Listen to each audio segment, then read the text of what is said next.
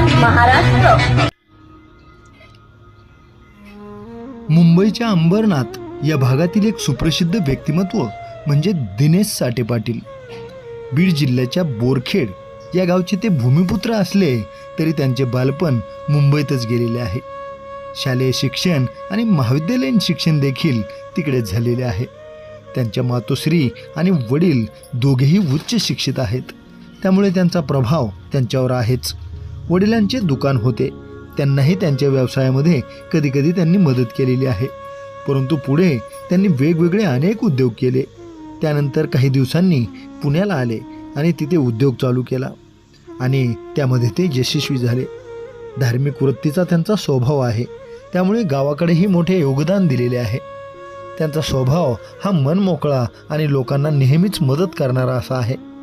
माजी मंत्री जयदत्तांना क्षीरसागर यांच्याशी त्यांचे चांगले संबंध आहेत. अण्णांच्या माध्यमातून त्यांनी बीड जिल्ह्यामध्ये अनेक कामे केलेली आहेत. यामुळे गल्ली ते दिल्ली म्हणजे बोरखेड ते अंबरनाथ, मुंबई असा त्यांचा कारभार यशस्वीपणे सुरू आहे. बीड जिल्ह्यात देखील ते सर्वपरिचित आणि लोकप्रिय झालेले आहेत. म्हणून अशा या विशेष व्यक्तिमत्वाच्या दिनेश साठे पाटील यांच्या आजवरच्या यशस्वी जीवन प्रवासावर प्रकाश टाकणारी आमचे मुलाखतकार संतोष रोकडे यांनी मांडलेली ही विशेष मुलाखत पहा न्यूज 1 महाराष्ट्र वाहिनीवर.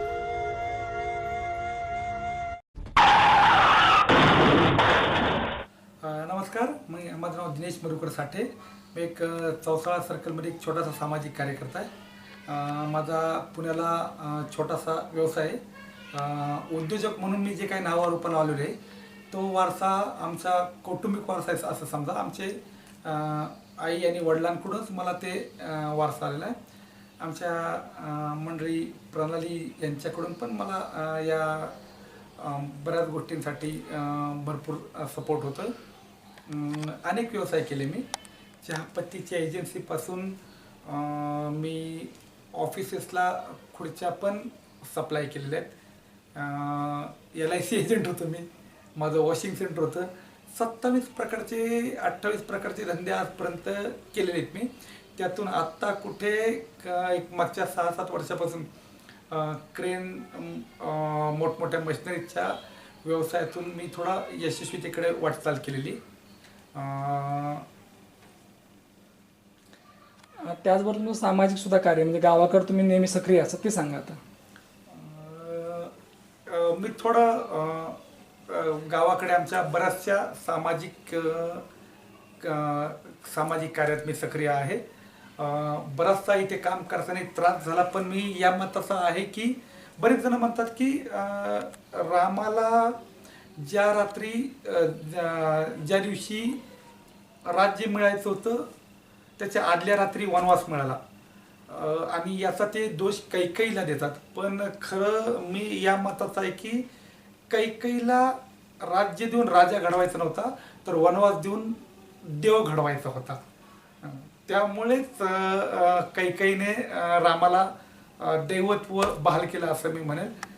काम करताना अनेक अडचणी येतात, त्रास होतो, पण यातून मार्ग तसाच सापडतो. बऱ्याच वेळेला मला असं वाटतं मी इकडे आलेलो नाही, मला पाठवलं गेलं आहे आणि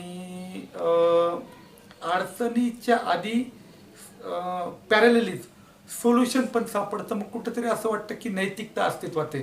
कारण जर मला अडचणी आल्या नाही तर मी घडणार कसा, आणि जर मी कोलमडायचो असतो तर मला मार्ग सापडला नसता. आयुष्य एवढं सुंदर असावं की ते पाहिल्यानंतर इतरांना सुद्धा त्याचं अप्रूप वाटावं, नवल वाटावं.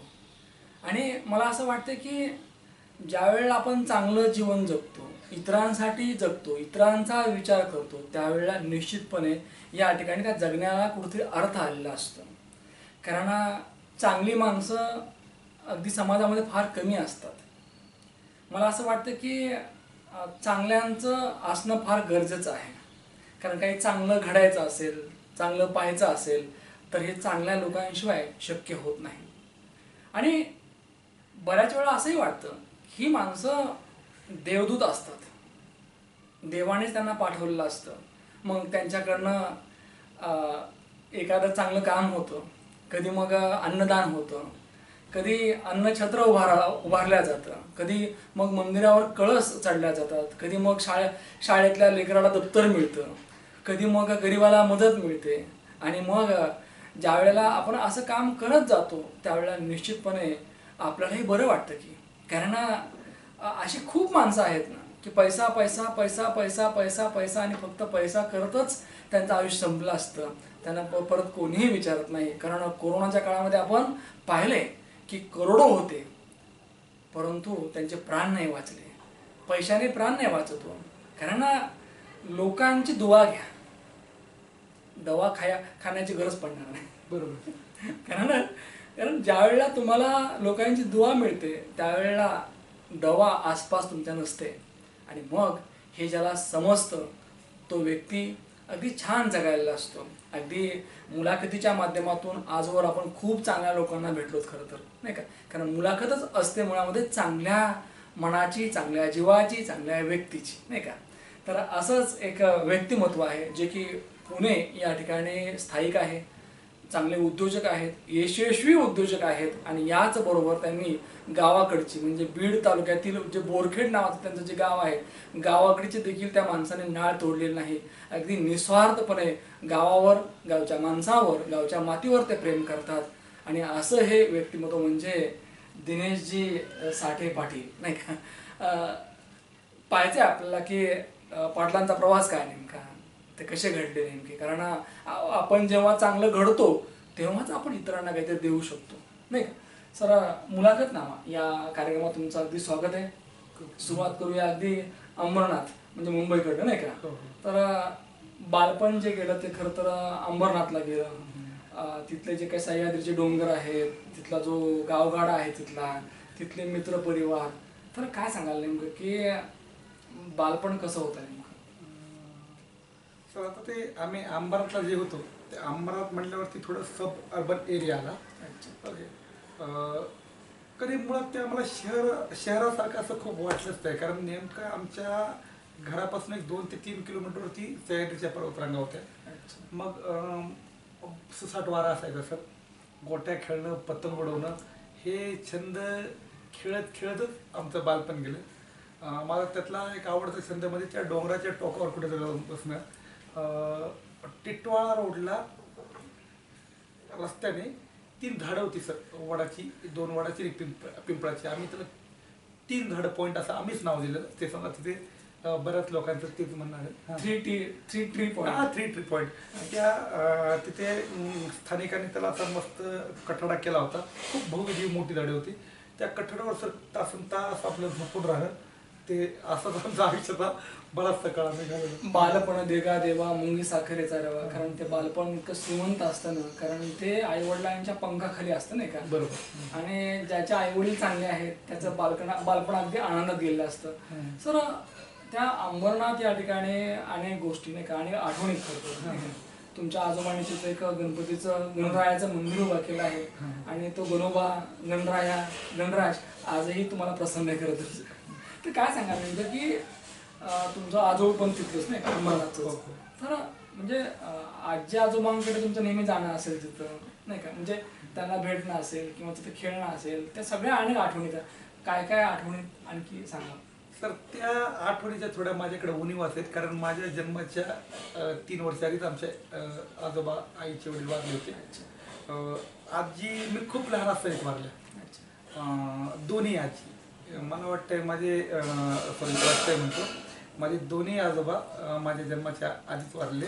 आजोबा वारले, परंतु आजोबाने जे उभा केलेलं जे गणरायाचं जे मंदिर आहे ते मंदिर मात्र कायमचे. त्या मंदिरात आजोबांचा फोटो, नाही का. आणि तुम्हाला ते मंदिर नेहमीच आपलं वाटलं, ते आजोळ वाटलं खरं तर, बरोबर, नाही का, आपलं आहे ते.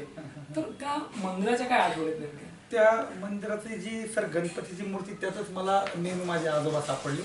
आम्ही काही आजोबा मला बघण्याचं भाग्य लागलं नाही. तुम्हाला म्हटलं तसं माझी आजी पण आईची आई खूप आधीच वारल्या. म्हणजे खूप लहान होतो मी. मला चांगलं आठवतं सर, आजी वारल्या त्यावेळी मी बाजूला बसून पाहत होतो. मला ते कळालं नाही की ते म्हणजे तो मृत्यू काय असतो तो. मग मला चांगलं आठवते, मी आणि माझा मित्र नामू आम्ही दोघं चर्चा करतो. ते म्हणलं कारण मी काय झालं दिनेश, अरे आमची आजी वारली, असं सहज सांगतो. एवढं वय लहान असेल, मला वाटतं मी 3रीला होतो. पण एक तासाभराने ज्यावेळी आमच्या आईचं रडणं सुरू झालं त्यावेळी मला काहीतरी कळालं, काहीतरी चुकलं इथं. म्हणजे आपण जे निवांत बसलोय तर ते थोडं काहीतरी चुकलं. बालपण देण्याचे असं असतं की जगणं आणि मरणं यातला फरक कळत नाही का. आसू आणि हसू हे कळत नाही, कारण लहान लेकरं आत्ता हसतात लगेच रडतात परत हसतात नाही का. तर हे असं असतं. मला एक सांगा तुम्ही की लहानपणी तुम्ही मला उल्लेख केला की थोडे उन्हाळ होतात, म्हणजे थोडेसे आगाव पण होतात, खोड्या पण होत्या, आणि त्या वयामध्ये ते चालतं खरं तर. त्या सगळ्या खोड्या माप असतात. पण आम्हाला ऐकायचं आता की कुठल्या खोड्या व्हायच्या नेमक्या.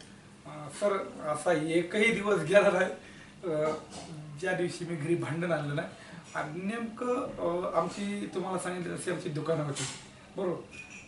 आमच्या भांडण आलं की आमच्या वडिलांचं उठायचं डोकं की हा गिरायकांबरोबरच भांडणं करतोय. बरं खोडकर भरपूर होतं सर. घरात मला असं उठलो का कधी आंघोळ करल, काहीतरी नाश्ता करेल, बाहेर गेलो का जोपर्यंत भूक लागत नाही तोपर्यंत मी घरी येत नसतो. आत्ताचं वय बघितलं आपण तर 2 पायऱ्या 3 पायऱ्या चढल्या ते धाप लागते. पण तुम्ही लहानपणी मित्रांचे टोळकं घेऊन त्या सह्याद्रीचे जे डोंगर आहेत अगदी क्षणात चढायचं नाही का, आणि तितक्या स्पीडने खाली यायचं. तर काय परत तुमची त्या डोंगराला घरं सुद्धा होती अशी, काय स्टोरी नेमकी. काय असायचं सर, मला पतंग उडवायचा खूप नाद होता. आणि तिकडे वारा थोडा आपण घाटाच्या खाली गेलो का वारा ऊर्ध्वगामी, जसं इथे वारा सरळ वाहतो का तसं तिथे थोडा तो ऊर्ध्वगामी वारा आहे. पतंग सर जर गोल झाली तर ती किती लांब पडेल इथं त्यावेळी त्याचा अंदाज नसायचा त्या डोंगर अंगांमध्ये. आणि तिथं एक चुरस असायची की ती पतंग पकडायची मिळवायची.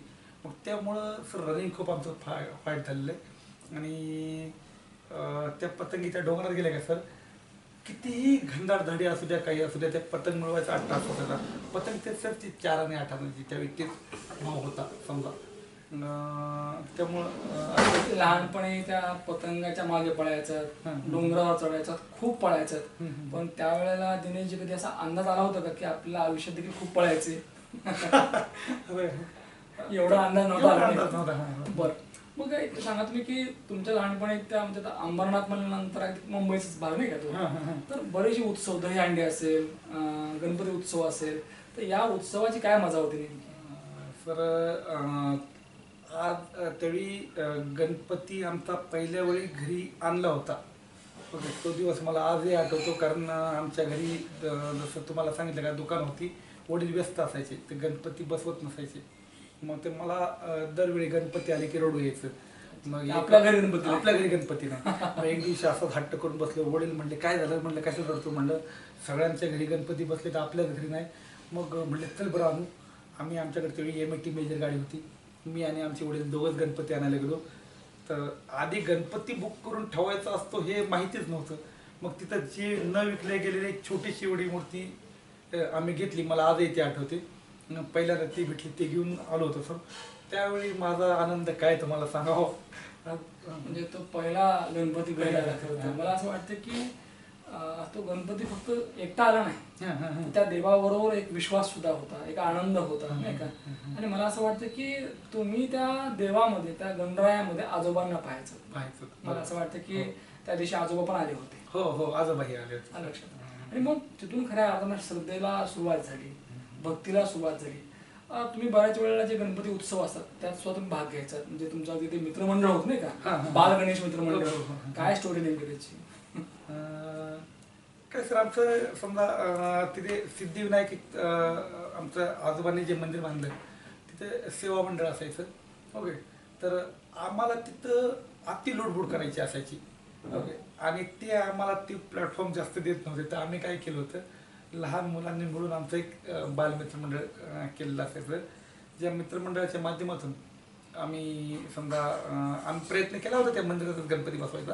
परंतु कळालं की बाबा इथे गणपतीची मूर्ती आणि बसवलेला गणपती हा विसर्जित करावा लागतो. ओके, इथं जर तीच पूजा आराधना झाली तर ते आपल्याला या मूर्तीचं विसर्जन करायचं नाही, तर ते नको बसवायला. मोठ्यांची पार्टी वेगळीच होती आणि आपली चिंगूर हा. पार्टी वेगळीच होती. बरं, मग एक विचारावं असं वाटतं की शालेय जीवन कसं होतं? तुम्ही शाळेचं नाव काय, तुम्हाला लाभले गुरुजन असतील आणि अभ्यासात कसे होतात ते सांगता? शाळा सर आमची नूतन बाल विकास विद्यामंदिर ही आमची पहिली शाळा. शिशुवर्गाला तिथे ॲडमिशन झालेलं होतं. घरापासून एक साधारण 4 किलोमीटरच्या आसपास शाळा असेल. मला सर डबा कधी नेऊ वाटत नव्हता, काय माहिती, मग खूप लहानपणापासून मला चहाची लय आवडते. ओके, त्यावेळी मधली सुट्टी एक मोजून 30 मिनिटाची असायची. तर ते 4 किलोमीटर मी त्यावेळी शाळेतून आहे ना घरी पळत यायचो. माझा मी चहा बनवायचो, प्यायचो आणि बरोबर सुट्टी संपायच्या आतमध्ये अर्धा किलोमीटर मी पळत शाळेत पोहोचायचो. म्हणजे त्या चहासाठी एवढं धावणं होतं. मला असं वाटतं की त्या चहाची चहात आणखी आहे नाही का? खूप कारण चहात आहे तो चहा आहे. बरं, मग एक विचार असं वाटतं की वर्गामध्ये जेव्हा तुम्ही बसायचात नाही का, तर तुम्हाला शिकवणारे जे गुरुजी होते, आपण गुरुजी म्हणूया आता सर आणि मॅडम झालेत ते, तर त्या काळात ते गुरुजी सर कसे होते नेमके, आणि सगळ्यात जास्त तुम्हाला कोणते सर आवडायचे? त्यावेळी भिशे मॅडम आम्हाला भरपूर आवडायचे. अच्छा, बरं. म्हणजे त्या मायाने तुम्हाला शिकवत असतील? हो, नाही, भरपूर मारायचे सर. मी असा एखादाच दिवस गेला असेल ज्यावेळी मी त्यावेळी आता समजा विद्यार्थ्यांना मारायला परवानगी नाही, तरी लाकडी पट्टी यायची आपली, एक फुटी पिवळसर रंगाची, त्याच्यात छड्या बसायच्या, फटाफट मारत होतो. हा, भरपूर मागायचो. आणि हुशार भरपूर होतो सर. मी एकदा जर धडा वाचला, कविता वाचली, दुसऱ्यांदा कविता वाचल्यावरती तिसऱ्यांदा मला पुस्तकाची गरज पडायची नाही. पण ते खोड्या अशा होत्या की आम्हाला त्या मार खाल्ल्याशिवाय समजा आमचं पोटच भरत नव्हतं असं समजा. असं म्हणतात की करेज, धाडस या गोष्टी मार्केटला विकत नाही मिळत. बऱ्याच वेळेला पुस्तकात आपण बरेचसे प्रसंग ऐकतो, वाचतो आपण, पण तरी आपल्याला ते मिळत नाही. परंतु काही लोकांमध्ये ते धाडस असतं नाही का. मग हे धाडस कुठनं येतं, कसं येतं माहीत नाही. कारण 100 जर लोक बघितले आपण, त्याच्यात फक्त 2 लोकांकडे ते असतं फक्त नाही का. जसं की हरणाच्या पोटामध्ये कस्तुरी असते, तसं धाडस असते कस्तुरीसारखं. कधी ते दिसत नाही पण सुगंध यायला असतो. बरोबर. तर हे धाडस नावाची गोष्ट जी आहे ती तुमच्याकडे पहिल्यापासून आहे त्याची. हे धाडस वाढलं का पहिलंच होतं, का विकसित झालं ते नंतर? सर आता काय झालंय सर, मला आपली जी मराठी पाठ्यपुस्तक होती का सर, त्यांचा माझ्यावर भरपूर प्रभाव होता. काय होतं, जिद्दी माणसाने का राहावं, एक चिमणीची गोष्ट होती आमच्या धड्यामध्ये.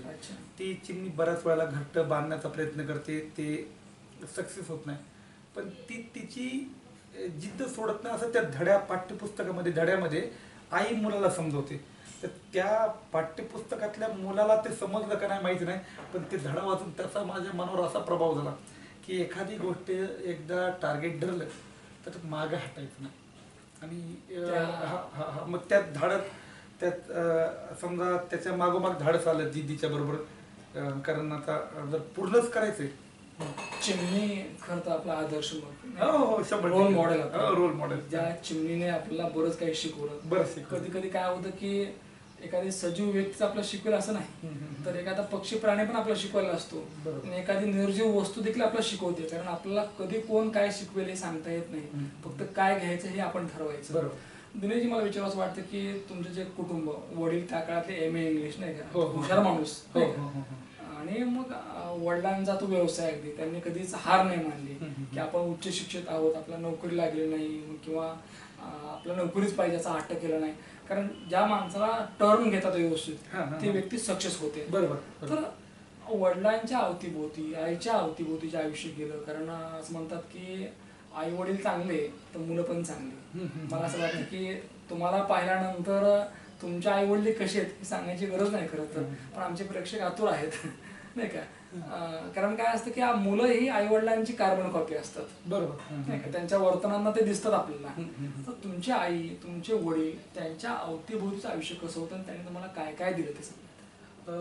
आमचे सर दुकान होती, किराणा दुकान वडिलांची. आता आमचं बोरखेड या गावी वडिलांचं दुकान होतं. वडिलांना पहिल्यापासून धंदाप्रिय, वडिलांचं शिक्षण जरी MA इंग्लिश असेल का, तरी वडील जास्त नोकरीच्या मागे कधी लागले नाहीत. त्यांना ते भुसार किराणा मालामध्ये जास्त इंटरेस्ट होता. हां.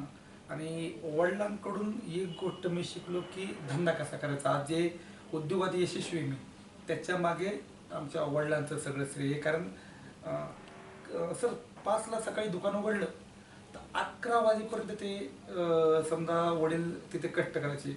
मग ते पाहून आमच्या लक्षात आलं की कष्टाला पर्याय नाही. आणि आमची आई ही समजा त्यावेळी 7वीला मॅट्रिक होती. कल्याण बोर्डामध्ये आमची आई त्यावेळी 7वीला प्रथम आली होती. म्हणजे आई हुशार आहेत. आई भरपूर हुशार. आज आमची आईचं म्हणजे दोघे हुशार आहेत. हो हो हो हो. आणि त्यामुळेच तर आम्ही घडलो. सर असं म्हणतात की कष्ट केले आपण तर त्याला फळ मिळतच नाही का. 100%. वडिलांनी जे कष्ट केले, काबाड कष्ट केले, अगदी पहाटे 5ला ते दुकान सुरू व्हायचं तुमचं, ते रात्री 11 पर्यंत, म्हणजे किती कष्ट आहेत नाही का ते.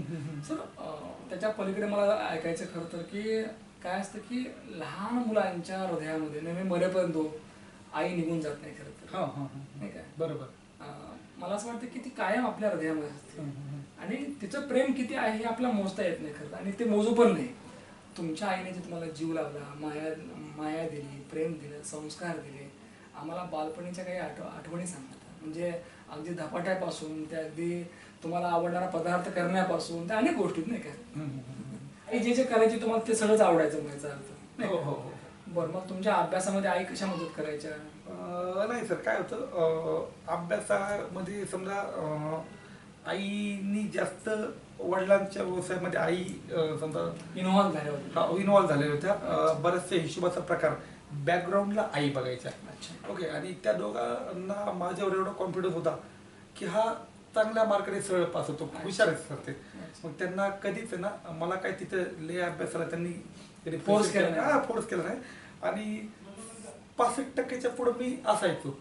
हा, त्यामुळे आणि तुम्हाला सांगितलं ना आमचे वडील थोडं व्यावसायिक हितूचे होते, त्यामुळे शिक्षणात मध्ये मी खूप मोठं म्हणजे जास्त मार्क पाडवा हे त्यांच्या डोक्यात कधीच नव्हतं. कारण त्यांनाच मुळात मला कधी नोकरीमध्ये ढकलायचं नव्हतं. त्यांना वाटायचं की यांनी व्यवसाय करावा.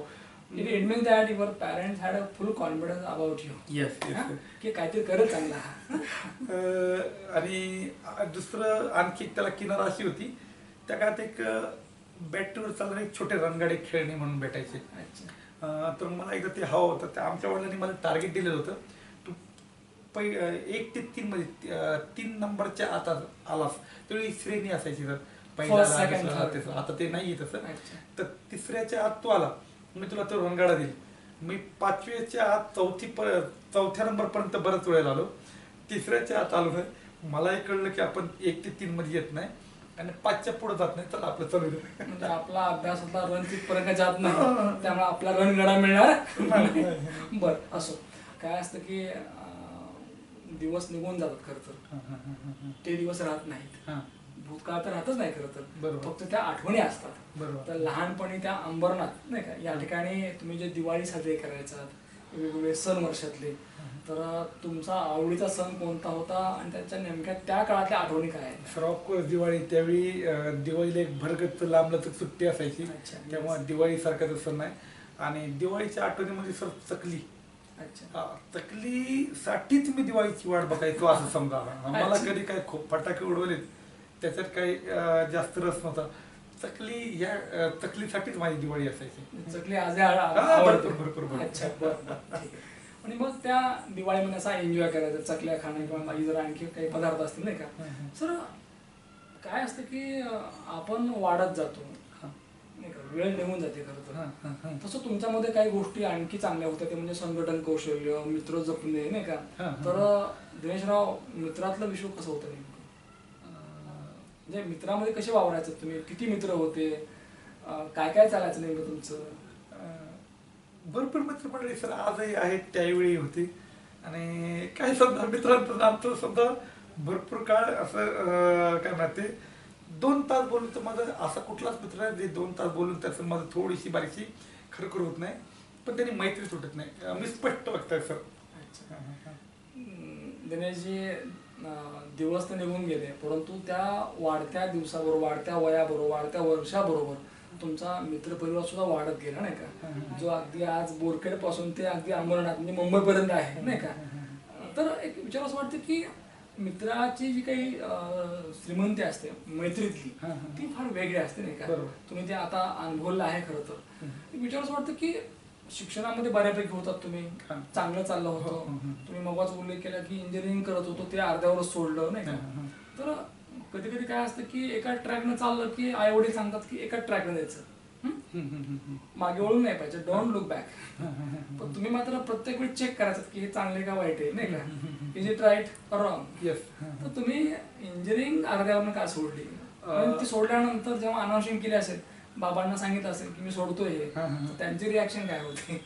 काय होतं सर, जसं तुम्हाला सांगितलं का आम्हाला व्यावसायिकतेचा वारसा हा जन्मापासून आला आहे.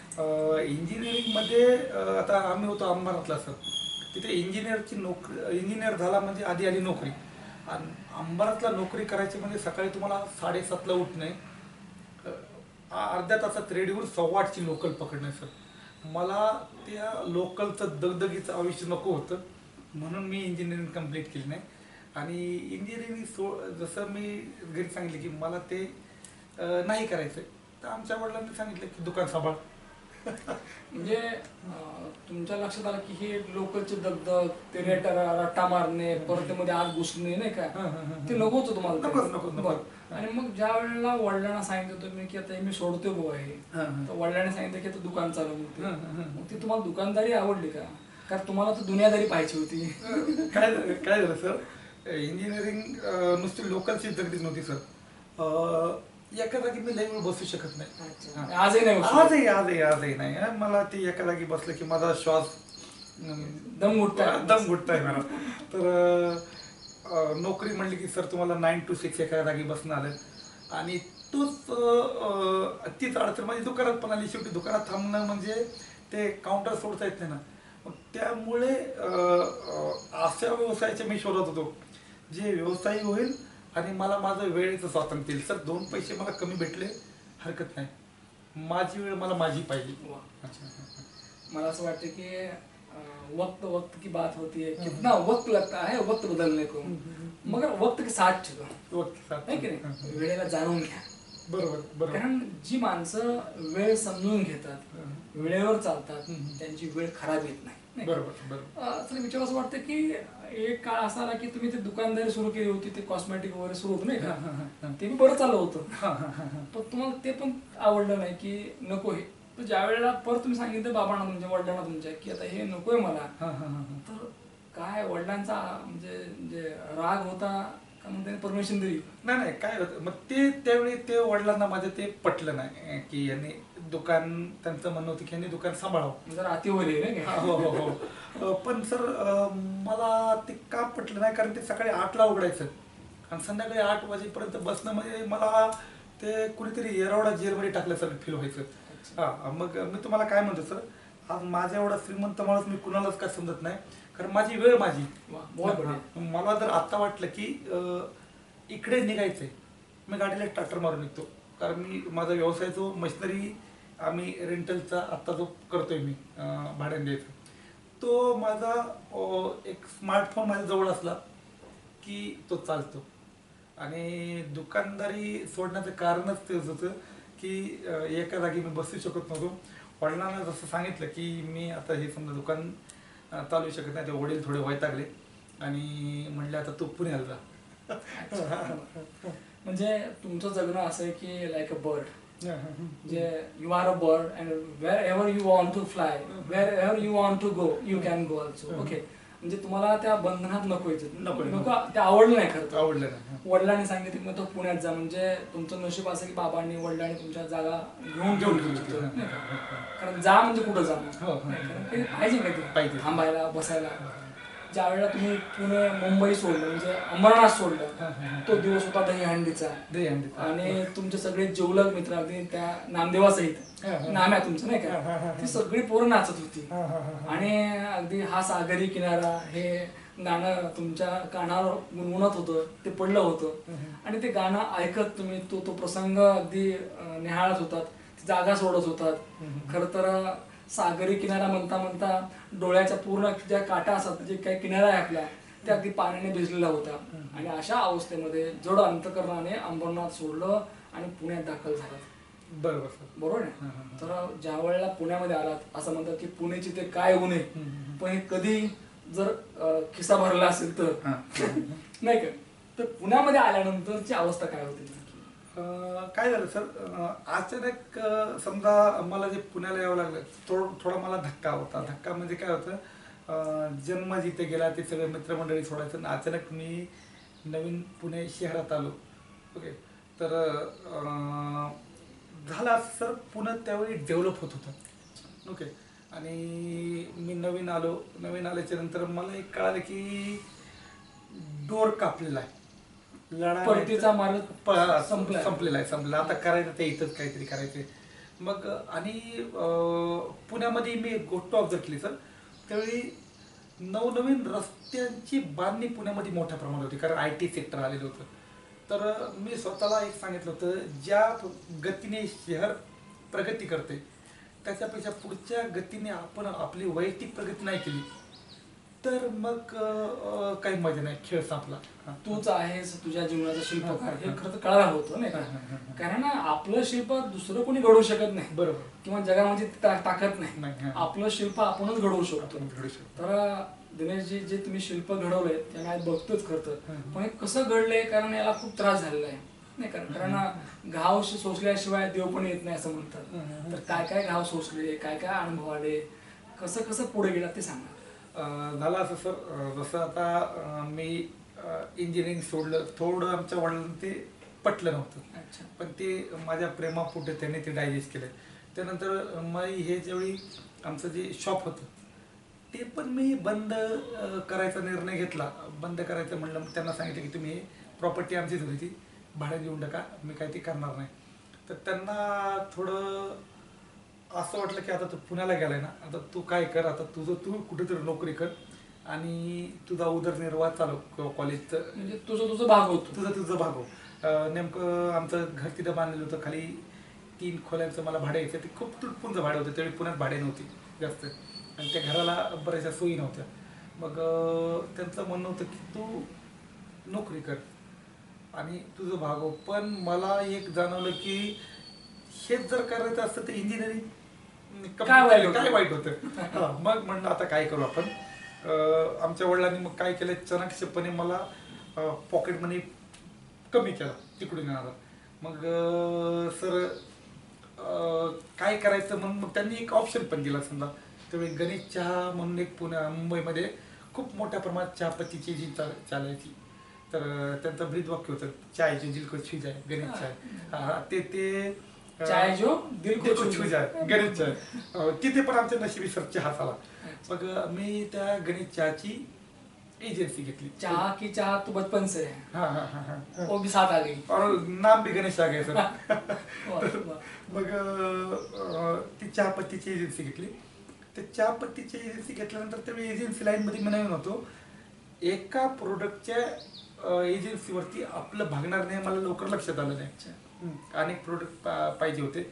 मग त्याच्यात काही प्रगती जास्त होत नव्हती. म्हणजे पुण्यामध्ये त्या गणेश चहा त्या एजन्सीने तुमचा खऱ्या अर्थानं उद्योगाचा श्री गणेश केला. बरोबर सर. आहे की नाही. म्हणजे बाजू अगदी सवाश झाली असं म्हणतात.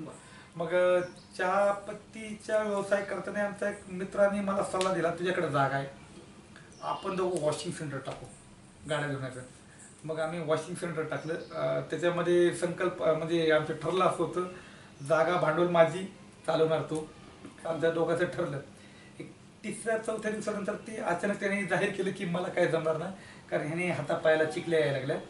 मग तिथं समजा थोडंसं अशी परिस्थिती आली होती की मी चहापत्तीला वडिलांनी दिलेलं भांडवल इकडे लावून बसलो आणि हे पण बंद व्हायची वेळ आली. म्हणजे ते फार मोठी रिस्क होती करतो. हो. आता काय ते करता काय सर, होते ते पैसे तिथं टाकून बसलो.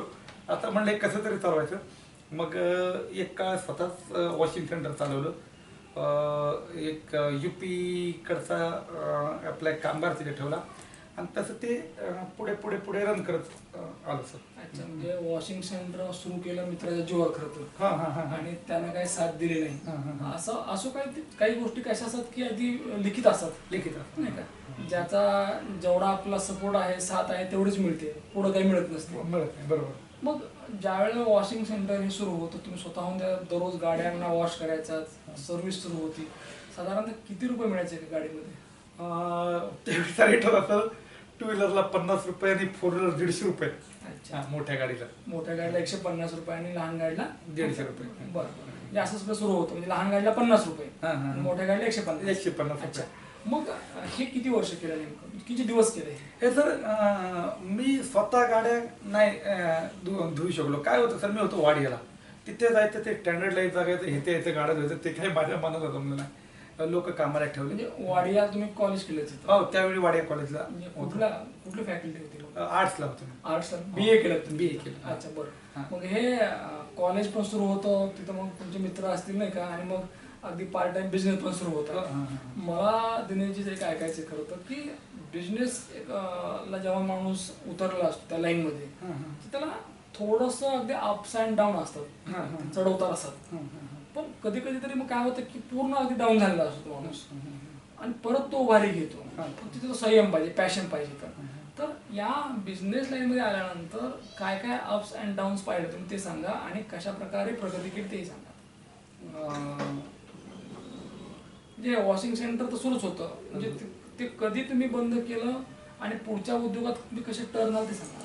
सर माझे एवढे समजा तुम्हाला मगाशी म्हटल्याप्रमाणे धंदे क्वचितच लोकांनी केले असतील. माझे सर 27-28 आतापर्यंत ते व्यवसाय मी करून झालेले. Yes, yes. हां, शेवटी मी स्थिरवलो ह्या मशीन हायरिंगच्या व्यवसायामध्ये.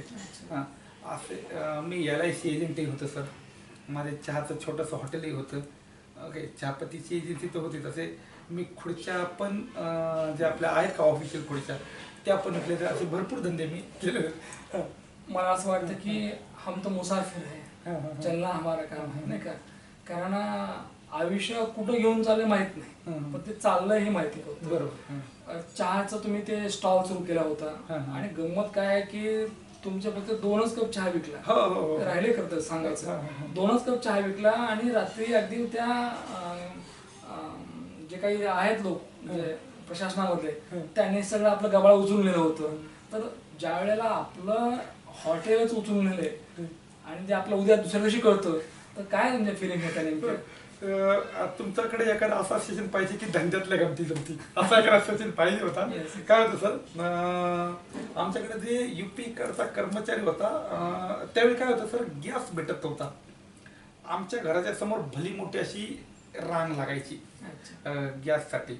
आणि तुम्ही एक ऑब्झर्व केलं असेल, थंडी हा प्रकार आता आपल्याकडे संपलेला आहे. एक 15-20 वर्षापूर्वी आपल्याला हिवाळा आले की आपण स्वेटर विकत घ्यायचो, Yes. जे आता आपल्याला गरज नाही राहिली. थंडी अगदी कडाक्याची राहायची. तर कडाक्याची म्हणजे सर, पुण्यात असं सकाळच्या वेळी जर 2 व्हीलर चालवली तर अशी बोटं जाम व्हायची थंडीने. मला त्याने कल्पना दिली की साहब आपण इधर चाय बेचेंगे. ओके, चाय पत्ती तो है ही. म्हणजे ठीक आहे आपण बेचेंगे. आम्ही तिथे घराच्या बाजूला एक चहाची आम्ही की छोटी स्टॉल टाकली. तर ते शेजारी पाजारी ज्या गेल्याचे आमचा चहा कोण विकत घेणार. आता आम्ही स्टॉल तर समजा बनवून घेतलेला. मग DKने मला, त्याचं नाव धर्मेंद्र कुमार उपाध्याय होतं, त्याला DK म्हणायचं आम्ही शॉर्टमध्ये. शॉर्टमध्ये. हां, DK. आमची नावं पण तशी होती. मग आमचं असं ठरलं की आपण काय करू, हे विमाननगरला IT कंपन्या आहेत, त्याच्यासमोर आपण ते कुठेतरी उभं करू. आम्ही शनिवारचा चांगला दिवस पकडून आमची चहाचं दुकान उभं केलं. त्यांनी आपला 2 कप चहा विकला. आता म्हटलं सोमवारपासून आपला व्यवसाय भरपूर चालणार. सॅटर्डे संडे IT सेक्टरला बंदी असते. सोमवारी सकाळी 7 वाजता मला फोन आला, अरे साहब इधर आ जाओ जल्दी. म्हणलं क्या हुआ? म्हणजे आपला दुकान नाही इधर. मी आपली गाडी घेऊन गेलो. नंतर आम्हाला कळालं की रविवारी जी कारवाई झाली तर आमचं दुकान गेलं. मग काय सर, आम्हाला हसावं करावं कळलं ना. आमचा 1 दिवसाचा पण धंदा मी केलेला सर. सर, ज्या वेळेला जसं की गावाकडे समजा एखाद्यानं कुक्कुटपालन टाकावं, 5,000 कोंबड्या, आणि टाकल्याबरोबर अगदी 2च अंडे मिळावेत, आणि कधी कधी मर यावी, सगळ्या मरून जावेत, ती जी अवस्था असते त्या शेतकऱ्याची किंवा त्या उद्योजकाची हा, हा, हा. सेम फिलिंग तुमची झाली असेल नाही का? कारण चहा विकला फक्त 2च कप, हा. काय पडलं तर काहीच पडलं नाही का? बरं, एक विचार असं वाटतं की आयुष्यामध्ये अनेक उद्योग केले, LIC एजंट म्हणून तुम्ही भूमिका निभावली, खुर्च्या विकल्या, म्हणजे जे आलं नशिबाला, जे आलं हाताला, जे आलं मनामध्ये ते करण्याचा मनातून प्रयत्न केला. तर आज नेमकी काय परिस्थिती, आज काय करतात, म्हणजे उद्योगातलं जे तुमचं जे सक्सेस स्टोरी जे आहे, यश जे आहे, या यशाचा नेमका फॉर्म्युला काय आहे, आजची परिस्थिती काय? आज सर आपण ज्या कन्स्ट्रक्शनला लागणारे गंडोले, टावर क्रेन आपण ह्या भाड्याने देतो. पुणे आणि मुंबईमध्ये खूप छान आपला व्यवसाय स्थिर स्थावर झालेला आहे. बऱ्याचशा बिल्डरकडं आपल्या भरपूर मशिनरी चालतात सर, त्यांनी छान उत्पन्न येतं. उद्योगामध्ये कसं असतं की झोक्यासारखं असतं ते. हां हां हां झोक्याला धोके पण असतात, हां हां हां कारण झोका कधी पण तुटू शकतो. 100%. पण झोका सुरुवातीचं वैशिष्ट्य की तो हळूहळू चाललेला असतो पुढं, हां हां हां पण एकदा का तो स्पीड घेतली हा. की तो अगदी ढाळी गाठतो नाही का? हां हां हां तसं तो उद्योगातलं जे तुमचं जे आहे प्रवास हा. अगदी त्या झोक्याप्रमाणे करतं. हां हां सुरुवातीला तुटेल असं वाटत होतं, हां. थांबेल असं वाटत होतं, हां, हां, उंच जाणार नाही असं वाटत होतं, परंतु हां. तुमचा जो कॉन्फिडन्स होता आणि त्या गणरायाची जी कृपा होती नाही का, आजोबाने बांधलेल्या मंदिरातला गणोबा, हां, हां. गणपती बाप्पा, हां. तर निश्चितपणे झोका उंच गेला खरं तर. तर या यशामध्ये अनेकांची दुआ असते, बरोबर 100%. आशीर्वाद असतात, त्याचे एक रहस्य असतं. तर आम्हाला सगळं सांगा आता, दुआ कुणाची आहे, रहस्य कोणाचं आहे, रहस्य काय नेमकं, काय काय नेमकं, what is the formula of your success? सातत्य सर, Yes. मागे न हटणं. आता हा, आणि तुम्हाला ओळखता आलं पाहिजे सर, कधी तुम्हाला बॅकआउट व्हायचं हे पण कळालं पाहिजे. बळच रेटत न्यायचं ना, त्याला यश लागत नाही. जसं मी तुम्हाला सांगितलं का माझी IT कंपनी पण होती, ओके, प्रोडक्ट टुरिझमची होते. कोरोना महामारीच्या काळामध्ये काय झालं, आम्हाला ते समजा सर्वाईव्ह करणं अवघड झालं. मग अवघड झाल्याच्या नंतर आम्ही समजा रन करण्याचा प्रयत्न केला धंदा ते, पण आर्थिक त्यावेळी मला तेवढा मी भक्कम नव्हतो जेवढा आज आहे. त्यामुळं मागे आलो, परत पुनर्विचार केला की काय केलं पाहिजे. तुम्हाला कळतं सर की कसं पुढे जायचं. येस, निश्चितपणे. कारण आपणच आपल्याला जर चांगलं जर गायडन्स केलं तर आपल्याला माहिती आहे की how to live to myself, बरोबर. की मला मी पुढं कसं न्यायचं नेमकं नाही का. कारण त्याला समजते कुठं थांबायचं, कुठं बाहेर पडायचं, कुठं पुढं जायचं नाही का. अनेक गोष्टी असतात त्याच्यामध्ये, कारण धंद्यामध्ये सरळ नाही चालायचं, लेफ्ट राईट बघायचं असते काय चाललंय नेमकं. उद्योग म्हटलं की माणसं आली, हां हां आणि ही माणसं अगदी सगळ्याच तऱ्हेची असतात. हां, हां. अगदी आपल्या हाताच्या बोटासारखी नाही का, बरोबर. आणि बोट सारखी नाहीत, तशी माणसं असतात. हां, हां. अगदी तुमच्याकडे अगदी कामगारापासून ते अगदी इंजिनियर असतील, सगळ्या लोकांशी तुमचा संपर्क येतो. मला दिनेशजी सांगा की या लोकांना तुम्ही कसं हँडल करता. कारण मशीन हँडल करणं फार सोपं आहे, बरोबर. पण माणसं हँडल करणं फार अवघड आहे खरं तर. सर काय हात तुमचा ढळता ठेवा, बरोबर. लोक कुठं जात नाही. लोक कुठं जातात नाही का. आणि माझ्या प्रत्येक कामगाराला मी थोडं कमिशन फॉर्म्युला हे केलेलं असतं. म्हणजे तुमच्या पगारापेक्षा आहे ना, जर तुम्ही ह्याच्या पुढे काम केलं तर तुम्हाला एक कमिशन राहील. ही फॉर्म्युला मी माझ्या व्यवसायात टाकलेला आहे. त्यामुळे आमचे जे काही टेक्निशियन आहेत, ऑपरेटर्स आहेत, तर ते कधीच आम्हाला धोका देत नाहीत सर. हां, आज पुण्यामध्ये ऑपरेटर आणि टेक्निशियन भेटणं अवघड आहे. आणि मला याच टेक्निशियन ऑपरेटर जे आपल्याकडे आहेत त्यांच्या कॉन्टॅक्टमध्ये रोज फोन येतात की साफ काम आहे का. पुण्यामध्ये बरं चाललंय, अंबरनाथला ही अगदी प्रॉपर्टी आहे, तिथं तिथं किरायाने दिलं आहे, सगळं चांगलं चाललंय, आणि त्याचबरोबर आईवडिलांनी सेवाही करतात. आम्हाला ते तुमच्याकडे ऐकलं खरं तर.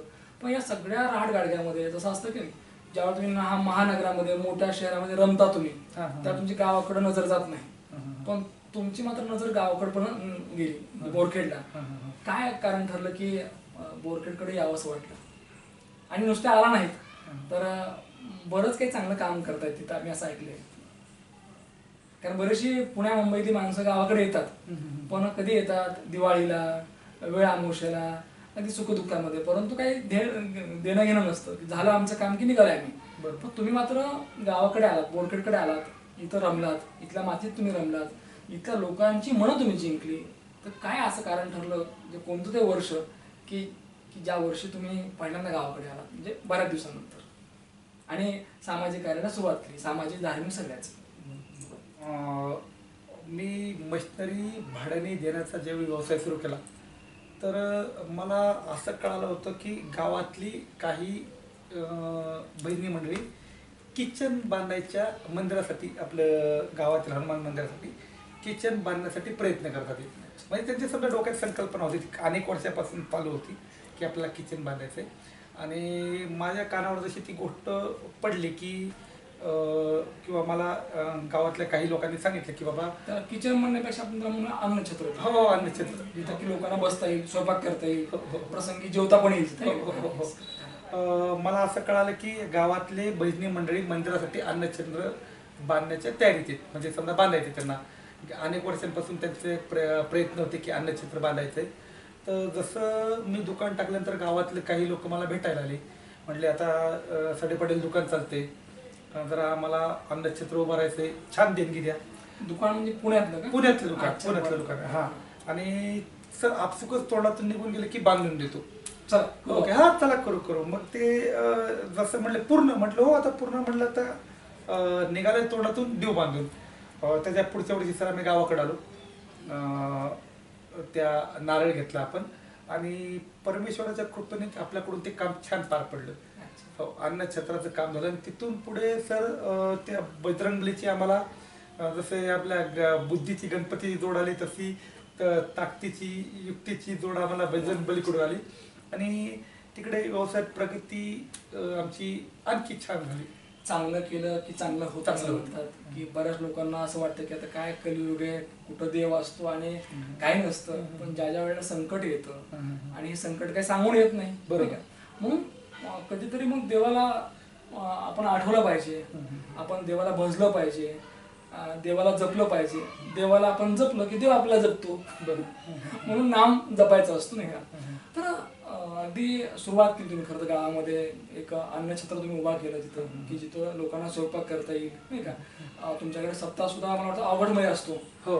पाऊस वारा असतो, नाही का?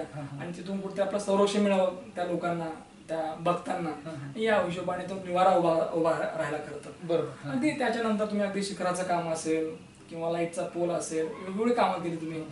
तर ज्या वेळेला सामाजिक काम करता, मी मुद्दाम विचारतो, ज्या वेळेला आपण सोशल वर्क करतो त्यावेळेला काय मिळतो नेमकं? सर आनंद मिळतो. काय होतं, उगाच जन्माला आलं आणि फुकट हेलपाटा झाला तसं होऊ नये हे जाणवतं सर.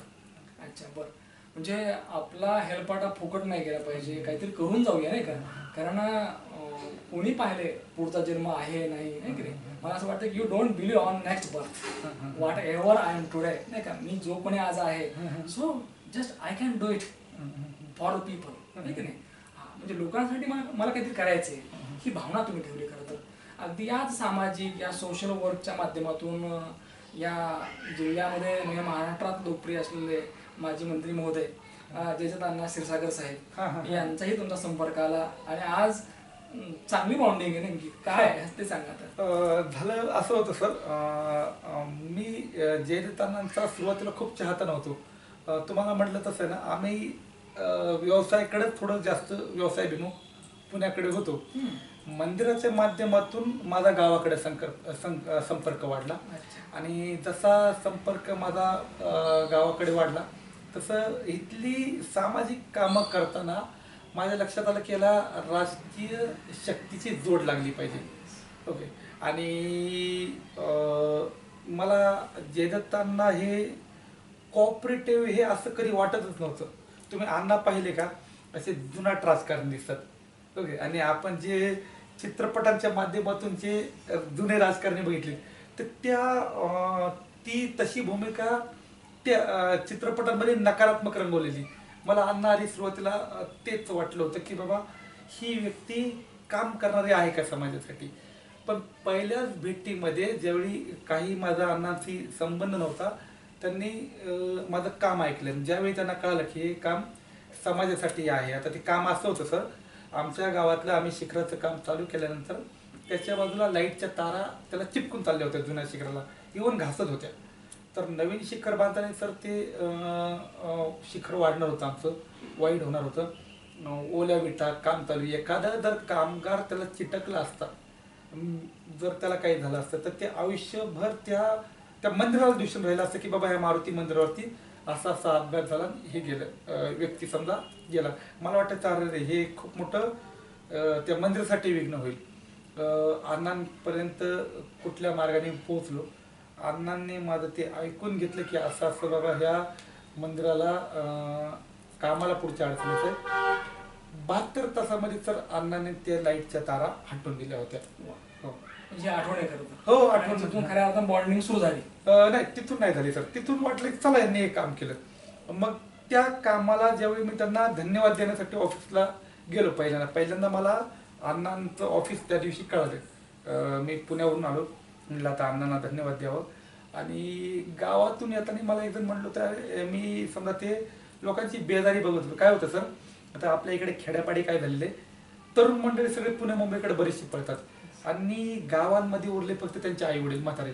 ह्यांना जर आता आमचं गाव थोडंसं अडचणीचं आहे, तिथं बस नाही जनरल, काहीच नव्हतं सर आधी. जर चौसाळ्याला जायचं म्हटलं तर फाट्यावरती चालत जावं लागतं. 2.5 ते 3 किलोमीटर ते म्हाताऱ्या लोकांना पायपीट करावं लागायची. मग मला एकाने सांगितलं की बघा आता अण्णांकडे चाललात तर बसचं काही जुळलं तर बघून माझ्याही ते डोक्यात होतं. नेमका अण्णांपाशी गेलो. म्हटलं अण्णा ते धन्यवाद, ते काम झालं बरं का, ते समजा तारा हटल्या. बरं बरं बरं, छान झालं म्हणले बोला आणखी. म्हटलं अण्णा ते बसचं काही होईल का आमच्या गावाकडे? बरं, अण्णांनी ऐकून घेतलं. मी सांगितलं त्यांना असं असे अण्णा अडचणी. अण्णांनी मला एक पत्र लिहून दिलं. त्यावेळेचे DC होते अजय कुमार, आपल्या मोरे साहेब अजय कुमार मोरे, आपल्या बीड आगाराचे. त्यांना अण्णांनी फोन केला आणि पुढच्या 15 दिवसामध्ये आमच्या गावामध्ये 4 नवीन बस ज्या चौसाळ्यात ते पाठवल्याचे त्या वळालेल्या होत्या. खऱ्या अर्थाने ही बॉन्डिंग झाली नाही का? तिथून असं असतं दिनेशजी की मंदिरामध्ये गेल्याशिवाय देव दिसत नाही का? कारण दुरून डोंगर साजरे असतात. कारण जे काय असेल ना ते जवळ जाऊन पाहायचं. बरोबर. जवळ गेल्यानंतर मग ती व्यक्ती कळते आपल्याला चांगली आहे वाईट आहे नाही का? तुम्हाला जवळ गेल्यानंतर कळालं की अण्णा कसे आहेत नेमके. कारण मला असं वाटतं की अण्णा हे फार मोठं व्यक्तिमत्व आहे नाही का, की ज्या माणसाने अनेक लोकांची दुआ घेतली नाही का, असं हे व्यक्तिमत्व अगदी चांगलं. एक विचार असं वाटतं की आता रमलात तुम्ही आता गावाकडे सुद्धा, पुण्यामध्ये जमलंच तर अंबरनाथ मुंबईकडे सुद्धा. या सगळ्या राहटगाडग्यामध्ये हे सामाजिक कार्य सुरू आहे, तुमचा उद्योग सुरू आहे. आता चौसाळा त्या परिसरामध्ये जोपास त्या पंचक्रोशीमध्ये नाही का, आमच्या गावापासून जे काही गावं अटॅच आहेत सगळ्यांना एक कळालं की दिनेशजी साठे पाटील एक चांगलं व्यक्तिमत्व आहे नाही का. कारण काय असतं की चांगुलपणाचा जे काही सुगंध असतो तो लवकर दरवळतो आणि वाईटपणाचा पण सुद्धा नाही का. बरोबर. कारण मला चांगलं म्हणा म्हणून कोणी चांगलं म्हणत नाही, त्यासाठी आपण चांगलं असावं लागतं. तर आता पुढच्या काळामध्ये जर अण्णांनी जर आदेश दिला, अण्णांनी सांगितलं की दिनेशराव तुम्हाला आता लढायचंय, तर काय लढायला नेमकं आवडेल? म्हणजे अगदी कधी सोसायटी, ग्रामपंचायत का जिल्हा परिषद, ते सांगा. नाही सर, राजकारणाचं तर काही तसं डोक्यात नाहीये. अण्णा आधी मी म्हणणार आहे, अण्णा तुम्ही कुठलेही कॅन्डिडेट द्या, आम्ही ते निवडून आणतो. बाकी नाही, तुमच्या डोक्यात राजकारण नाही. आम्ही मुलाखतकार आहोत, आम्हाला विचारायचं असते नाही का. तुम्ही काय आम्हाला सांगितलं नाही की हे विचारा म्हणून, पण एक मुलाखतीचा भाग आहे. सक्रिय आहात सामाजिक जीवनामध्ये, समाजकार्यामध्ये, मित्रपरिवार खूप मोठा आहे. आणि आता तर काय अगदी सगळीच माणसं तुमच्या प्रेम करतात. अगदी धार्मिक असतील, माळकरी असतील, वारकरी असतील, अगदी शेतकरी, शेतमजूर नाही का, अगदी कॉलेजची मुलं असतील, अगदी सगळ्यांना तुम्ही आपलेसे वाटतात. आता हा सगळा जनसमुदाय पाहिल्यानंतर जर अण्णांना वाटलं की पोरगं चांगलं आहे आणि आहे चांगलं खरं तर अण्णांनी सांगितलं की जिल्हा परिषद लढता का तुम्ही? आता बघा सर, मी अण्णांनी जर सांगितलं तर करता का असं विचारलं फक्त. काय सर बघा, मी थोडा धार्मिक आहे, भगवद्गीतेवर विश्वास ठेवणार आहे. बरोबर. तर मला हे माहिती, जर माझ्या भाळी जर गुलाल लिहिलेला आहे बरोबर, तर तू लागणारच. काय त्याला विचार करायचं, उद्या बघू. निश्चितच. कारण आपल्या नशिबात जे काय असेल ते अगदी ठरलेलं असतं नाही का, आणि त्यानुसार त्या गोष्टी घडायला असतात. मला असं वाटतं की आपण फक्त निमित्त असतो, आपण फक्त चालायचं असतं. जे काय आपल्याला परमेश्वराने दिले ते फक्त आनंदाने घ्यायचं असतं, रडायचं नसतं फक्त नाही का. मला एक विचार असं वाटतं की या सगळ्या प्रवासाचं श्रेय, या यशाचं श्रेय आपण कोणाला देऊ इच्छितो? हे माझ्या आईला आईला आणि वडिलांना. आपण वडिलांपेक्षा पण जास्त आईला. याचं कारण असं आहे आमच्या वडिलांनी मला एकदा सांगितलं होतं, आता आमचे वडील समजा आपल्या इकडच्या सारखे त्या पूर्ण आपले हे मला खूप आधी आमच्या वडिलांनी मला 2 संदेश किंवा आदेश मला दिलेले की कधी व्यसन करू नकोस आणि आईला सांभाळ. हां, मला 2 गोष्टी आमच्या वडिलांनी दिल्यात. वडिलांना काय म्हणतात? बाबा. बाबा. माझ्या मुखातामध्ये झालं बाबा बाबा. खरं तर मुलाखतकार म्हणून माझं कर्तव्य आहे. मला कोणी सांगत नाही की हे विचारा ते विचारा. मला जे वाटतं त्या स्पॉटला ते मी विचारायला असतो. कारण मी जे तुमच्याबद्दल ऐकले की सामाजिक कार्यामध्ये नेहमी सक्रिय असतात आणि जी व्यक्ती सामाजिक कार्यामध्ये प्रामाणिकपणे काम करते ती व्यक्ती लोकांच्या मनामध्ये घर केलं असं त्या व्यक्तीने. कारण चांगली व्यक्ती लोकांना आवडते खरं तर. कारण चांगलं टिकलं पाहिजे नाही का. कारण सगळे जर वाईट वागू लागले तर मग चांगलं कोण मग नाही का. बघा तुम्ही आपण बघतो की बऱ्याच वेळा पावसाळ्यामध्ये पाणी माजलेलं असतं, त्याची चव लागत नाही आणि म्हणून मग आपण चांगलं शोधतो. ते चांगलं कुठं मिळतं आपल्याला? बिस्लरी नाही का. आपण ते पाणी पितो पैसे देऊन. तसं माणसांचं असतं. काही माणसं जी चांगली असतात ना त्यांना लोक सोडत नाहीत. मग अगदी तुमचं नाव अगदी त्या चौसाळा त्या पंचक्रोशीमध्ये अगदी झालेलं आहे की चांगला तरुण आहे बाबा, निस्वार्थी आहे, कुठला स्वार्थ नाही, प्रामाणिकपणे कार्य करतात, अगदी दिलेला शब्द पाळतात. मग तिथे बोरखेडला बस आणणं असेल, अगदी ते लाईटचे पोल हटवणं असेल, शिखर पूर्ण करणं असेल किंवा अन्नछत्र असेल, हे एक निमित्त करतं. ईश्वराने तुमच्याकडून ते करून घेतलं असं मी म्हणेन खरं तर. त्याचबरोबर या सामाजिक कार्याची दखल म्हणून किंवा एक सामाजिक कार्याच्या माध्यमातून या महाराष्ट्रामध्ये लोकप्रिय असलेलं व्यक्तिमत्व, या बीड जिल्ह्यातलं लोकप्रिय व्यक्तिमत्व म्हणजे माजी मंत्री जयचंद अण्णा क्षीरसागर साहेब. अण्णावर तुमचं खूप प्रेम आहे आणि अण्णांचं पण तुमच्यावर जीव आहे का नाही का. तर अण्णांनी सांगितलं तसं तुम्हाला इच्छा नाहीये, मी बाबा उल्लेख केला की राजकारण करणार का, तर नाही म्हणलात तुम्ही. पण जर अण्णांना वाटलं की दिनेश रावने आता जिल्हा परिषद लढली पाहिजे किंवा आणखी कुठली निवडणूक लढली पाहिजे तर तुमची भूमिका काय असेल? काय झालं सर, तुम्हाला तोच प्रश्न पडला जो आमच्या सगळ्या सर्कलला पडलेला आहे. याच्याबद्दल सर मी एक सांगेल तुम्हाला. 2017 मध्ये ज्यावेळी मी आमच्या अन्नछत्राचं काम केलं त्यावेळी माझ्याबद्दल असं सगळ्या लोकांचा सहमत झाला की हा आता ग्रामपंचायत लढवणार. ओके, लोकांना वाटलं हो हो. त्यानंतर शिखराचं वगैरे काम होताना दुसऱ्यांदा ग्रामपंचायतीची वेळ आली तर म्हणलं आता तर हा निश्चित लढवणार. ओके, आणि आता ज्यावेळी समजा रोकडाई मंदिराचं खूप मोठं काम केलं आपण आमच्या सर्कलमध्ये. आता हे मागच्या काही महिन्यापूर्वी आई रोकडाईचं मंदिर आहे. हो हो, खूप मोठं काम केलं तिथे. त्या सर्कलमध्ये भरपूर कामं चाललीत आपली. तर बऱ्याच लोकांना आता असं वाटतंय की हे कामं करतोय म्हणजे त्याला जिल्हा परिषद पंचायत समिती लढवायची. रोकडाईचं काम केलं तोपर्यंत पंचायत समिती समजत होते. चौसाळा सर्कलच्या पलीकडच्या गावाला ज्यावेळी आता मी बॅगा वाटतोय त्यावेळी सगळ्यांचं म्हणणं आलं की जिल्हा परिषद लढवायची. कुठल्या बॅगा वाटतात? मी शाळेच्या बॅगा सर आपल्या लहान घेणार येतोय. याचं कारण असं आहे, मागच्या वर्षी सर खूप अतिवृष्टी झाली आणि ह्याही वेळी आता आज आणखी पाऊस पडला. जून संपत आला सर, आणखी पाऊस नाही. बऱ्याच जागी पेरण्या झाल्यात, काही जागी झालेल्या नाहीत. मला कुठेतरी असं वाटलं की काहीतरी आपण शेतकऱ्यांच्या लेकरांसाठी करावं. मग त्यामुळे ह्या बॅगा वाटपाचा कार्यक्रम हाती घेतला आणि आता असं गेल्या 4 दिवसापासून मला पंचायत समिती सोडून जिल्हा परिषदेचा उमेदवारच आमच्या सर्कलमध्ये घोषित केलेलं आहे. सर, चांगलं काम करणं आणि निवडून येणं या दोन्ही खूप वेगवेगळ्या गोष्टी आहेत. ओके, मला परत त्यालाच रिपीट करायचं होता. तुम्ही चांगलं काम करतायत, तुम्हाला कोणाचे अश्रू पाहायला आवडत नाही, अगदी प्रत्येकाच्या दुःखात तुम्ही धावून जाता. आणि जगणं काय असतं नेमकं की आपण लोकांची दुःख समजून घेतले पाहिजे. तुम्हाला जर 100 रुपये भेटले तर 10 रुपये तुम्ही समाजासाठी लोकांसाठी खर्च केले पाहिजे आणि हाच हिशोब तुम्ही ठेवलाय. बरोबर. मी तर म्हणतो तुम्ही 10 रुपये नाही 100 रुपये कमवतात आणि 20 रुपये तुम्ही खर्च करतायत. खरं तर हे अगदी कुणाच तरी पुण्य असते. म्हणजे प्रत्येकाकडनं हा खर्च होत नाही. लोक काय करतात की आईची जीवावर बायची, पैसे दुसऱ्याचे, नाव माझं.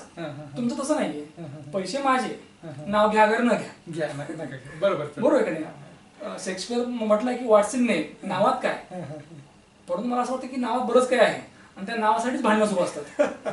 तुम्हाला नाव कमवायचं नाही, तुम्हाला नाव कुठलं कमवायचं आहे की लोकांनी आपलं वाईट बनवू नये, लोकांच्या पण दुःखात जावं, त्यांच्या अडचणीत आपण त्यांना मदत करावी. या हिशोबाने जर माजी मंत्री महोदयांना वाटलं, अण्णांना वाटलं की उभा करावं, आदेश दिलाय समजा उभा राहायचे, काय करा तेवढं सांगा, हो किंवा नाही. बघू ना सर, काळाच्या उद्रात काय घडले आता. समजा 2-3 दिवसात चौसाळा सर्कल संपलं की आम्ही लिंबागणी सर्कल सुरू करणार आहेत. ओके, मग आता पुढचा प्रश्न तुमचा असा येऊ नये की आमदारकीचं डोक्यात नाही ना. तसं नाही सर. बघा काय मी तुम्हाला काय म्हटलं, म्हणजे सर्कल डोक्यात नाही, जिकडं सर्कल तिकडं सर्कल, जिकडं सर्कल तिकडं सर्कल. आणि हे बघा सर, जर माझ्या नशिबात जर माझ्या भाळी गुलाल लिहिलेला आहे तर तो लागणारच, त्याला एवढा विचार काय करायचे. आणि असं काय समजा जिल्हा परिषद किंवा पंचायत समिती लढविली म्हणजे असं काय तुमच्या अंगाला सोनं लागतं.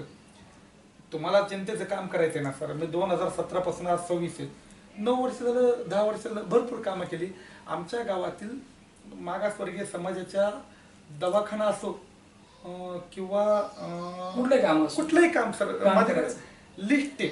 ओके, हे फक्त आता काही कामं छोट्याशा मुलाखतीमध्ये सांगता आली आणि किंवा जशी आठवली, शेकडो कामं सर मी तुम्हाला आता सांगाल. ओके, किंवा शेतकऱ्यांची आता मागं बोलगरीमध्ये शेतकऱ्याच्या अज्ञातांनी गंजी जाळल्या. ओके, ते शेतकरी नेमकं दिवाळीच्या तोंडाला त्यांच्या सर घरी जाऊन त्यांचं पैसे देऊन दिवाळी भरून देऊन पण अशी कामं केली. मी दिनेशराव एकच म्हणेन, लोक धावून येतील शब्दावरी, वागणे आपले चांगले पाहिजे, नाही का. कुणाचे तळतळाट लागावे असे का वागतो आपण. लोकांची दुवा घ्या, आशीर्वाद घ्या, चांगले करत राहा. शेवटी देणारा तो आहे, देईल. कारण हे जग म्हणजे एक स्टेज आहे, खरं तर नाटक आहे. आपल्याला जी त्याला भूमिका द्यायची तो देऊन टाकेल की. बरोबर. मग ती भूमिका जिल्हा परिषद सदस्य असेल, पंचायत समिती सदस्याची असेल, सरपंचाची असेल, नाही नसेल, असेल मी नसेल मी, परंतु एक आहे की माझं चांगलं काम नेहमी असेल. धन्यवाद सर. अंबर की हो ऊंचाई, सागर की हो गहराई, मेरे दिल में समाई बस मेरी माई. कारण माझ्या हृदयामध्ये काय नेमकं तर माझी आई आहे, माझे वडील आहेत. त्यांनी मला काय मंत्र दिलाय, काय गुरु मंत्र दिलाय की चांगलं राहा, चांगलं वाग, आहे की नाही. पैसा पैसा करू नकोस, कारण तो येत राहील, तो टच अँड गो असतो. बरं, तो येतो तो जातो. आज तो माझ्या खिशात आहे, उद्या तो दुसऱ्याच्या खिशात असतो, परवा तो तिसऱ्याच्याच खिशामध्ये असतो. त्याचं बदलणं असतं. पैसा जागा बदलतो, परंतु माणसाने बदललं नाही पाहिजे. बरोबर, माणसाने चांगलं राहिलं पाहिजे. आणि अशी माणसं मग समाजाला, लोकांना प्रिय असतात. दिनेशजी साठे पाटील हे असंच व्यक्तिमत्व आहे. या माणसाने सदैव लोकांवर प्रेम केलं, सदैव या ठिकाणी लोकांचं हित जपलं. आणि म्हणूनच जो चांगला असतो त्याच्यावर नेहमी चांगलं घडत जातो, कारण त्याच्या मागं साक्षात ईश्वर असतो. आणि दिनेशजी यांच्या मागे तर अगदी अंबरनाथचे गणोबा आहेत, ज्याची स्थापना यांच्या आजोबांनी केली होती, नाही का. निश्चितच या ठिकाणी तुम्हाला ही मुलाखत आवडली असेल. परत भेटू या पुढच्या मुलाखतीमध्ये. तोपर्यंत पाहत राहा न्यूज वन महाराष्ट्र. धन्यवाद.